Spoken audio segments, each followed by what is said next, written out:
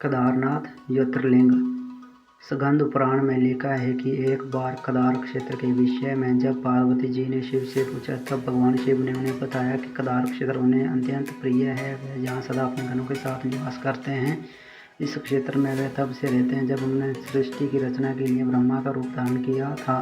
स्कंद पुराण में इस स्थान की महिमा का एक वर्णन ये भी मिलता है कि बैलिया था, जिस हिरण का मांस खाना अत्यंत प्रिय था। एक बार ये शिकार की तलाश में केदार क्षेत्र में आया। पूरे दिन भटकने के बाद भी उसे शिकार नहीं मिला। संध्या के समय नारद मुनि इस क्षेत्र में आए तो दूर से बैलिया उन्हें हिरण समझकर उन पर वाहन चलाने के लिए तैयार हुआ। जब तक वह वाहन चलाता, सूर्य पूरी तरह डूब गया।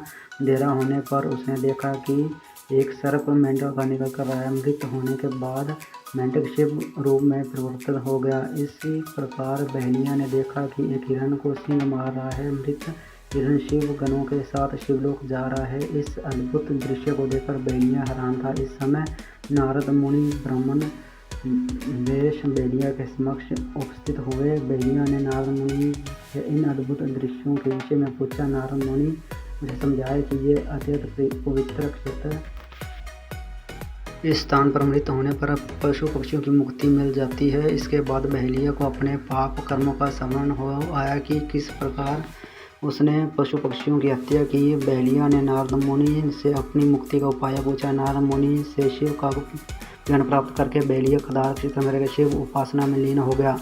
मृत्यु पश्चात उसे शिवलोक में स्थान प्राप्त हुआ। केदार ज्योतिर्लिंग की कथा के विषय में शिव पुराण में वर्णित है कि नर और नारायण नाम के दो भाइयों ने शिव की मूर्ति बनाकर उनकी पूजा एवं ध्यान में लगे रहते थे। इन दोनों भाइयों की भक्तिपूर्ण तपस्या से प्रसन्न होकर भगवान शिव के समक्ष प्रकट हुए। भगवान शिव ने इनसे वरदान मांगने के लिए कहा तो जन कल्याण की भावना से इन्होंने शिव से वरदान मांगा कि वे इस क्षेत्र में जल कल्याण हेतु सदा वर्तमान रहे। इनकी प्रार्थना पर भगवान शंकर ज्योतिर्लिंग के रूप में केदार क्षेत्र में प्रकट हुआ।